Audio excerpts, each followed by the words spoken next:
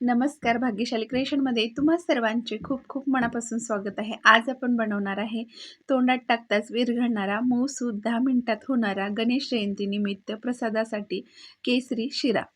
चला मग आपण रेसिपीला सुरू करूया.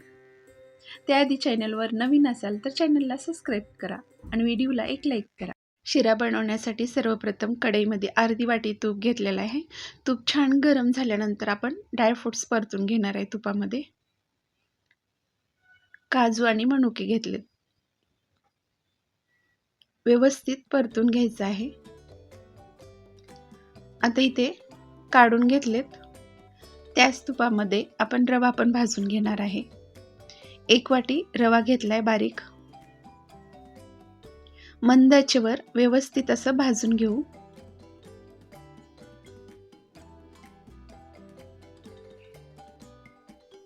आता तुम्ही पाहू शकता याचा कलर पूर्ण चेंज झालाय. आपला इथे रवा छान भाजलाय. आता गॅस बंद करायचा. आता त्याच कढईमध्ये आपण 3 वाटी पाणी घालणार आहे. 1 वाटी रव्यासाठी 3 वाटी पाणी घेतलेलं आहे. हे पाण्याचं प्रमाण एकदम परफेक्ट आहे. मऊसूत असा कापसासारखा आपला शिरा होतो.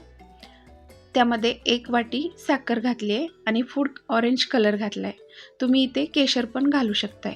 पाण्याला उकळी आल्यानंतर भाजलेला रवा घालायचा आणि छान व्यवस्थित मिक्स करून घेऊ.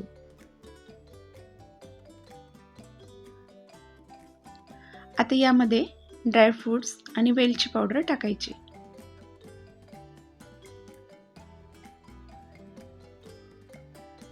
ते पण छान मिक्स करून घेऊ. आता एक 3-4 मिनिटं झाकून ठेवायचं. इथे आपला शिरा तयार आहे. एकदम मऊसूत झालाय.